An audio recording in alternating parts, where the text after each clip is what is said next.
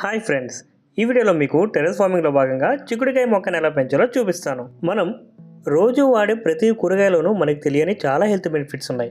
చిక్కుడుకాయ గురించి చెప్పుకోవాలనుకుంటే fibre and proteins ఎక్కువగా ఉంటాయి. దానివల్ల వెయిట్ లాస్ అవడానికి ఉపయోగపడుతుంది. పొటాషియం ఉండడం వల్ల బీపీని బ్యాలెన్స్ చేస్తుంది.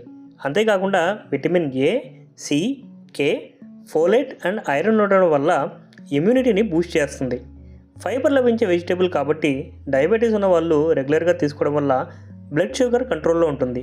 అండ్ ఇంకా చాలా హెల్త్ బెనిఫిట్స్ ఉన్నాయి. చిక్కుడుకాయ జనరల్గా క్రీపర్ ప్లాంట్ కాబట్టి సేఫ్గా ప్లాన్ చేద్దామని నేనైతే 12x12 సైజ్ ప్లాంట్ గ్రో బ్యాగ్తో స్టార్ట్ చేద్దాం అనుకున్నా. సో మెయిన్గా మనకి చిక్కుడుకాయ ప్లాంట్ వేయడానికి చిక్కుడుకాయ సీడ్స్ అయితే కావాలి. మనం కావాలంటే ఒక 6 hours సోక్ చేసుకొని పెట్టుకున్న సీడ్స్ కూడా యూజ్ చేసుకోవచ్చు. సో దీనివల్ల స్ప్రౌట్స్ వచ్చి ఫాస్ట్గా జర్మినేట్ అవడానికి యూజ్ అవుతుంది. బట్ నేను నార్మల్గా సీడ్స్ అనేవి తీసుకున్నాను. ఇప్పుడు సాయిల్, కోకోపీట్ అండ్ వెర్మి కంపోస్ట్ని రెడీగా బ్లెండ్ చేసుకొని పెట్టుకోండి. సో మిక్స్ చేసిన తర్వాత ప్లాంట్ గ్రో బ్యాగ్లో ఈవెన్గా స్ప్రెడ్ చేయండి. ఈ మూడు కలిపిన మిక్స్ వేయడం వల్ల water retention, nutrients distribution and roots growth చాలా బాగుంటుంది. నెక్స్ట్, ప్లాంట్ గ్రో బ్యాగ్లో మిక్స్ ఇలా ఫిల్ చేశాక సీడ్స్ని 1 inch డెప్త్లో సాయిల్లో ప్లాంట్ చేయండి.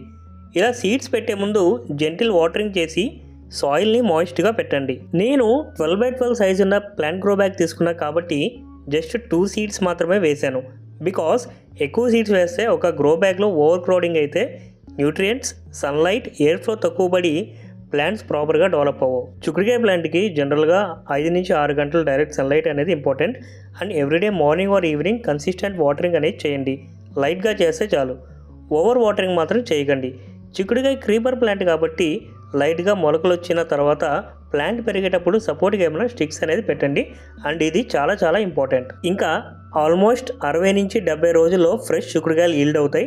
తర్వాత 2 to 3 months కంటిన్యూస్గా హార్వెస్ట్ చేసుకోవచ్చు. ఫ్రెష్గా మన తోటలో కలెక్ట్ చేసి మన ఇంట్లో వండుకొని తింటే ఆ టేస్టే వేరేలా ఉంటుంది. అంతే, జస్ట్ ఈ సింపుల్ స్టెప్స్ ఫాలో అవడం వల్ల టెర్రస్లో మనం చిక్కుడుకాయ ప్లాంట్ని ఈజీగా పెంచవచ్చు. మీరు కూడా ట్రై చేయండి అండ్ మీ ఎక్స్పీరియన్స్ కామెంట్లో మెన్షన్ చేయండి.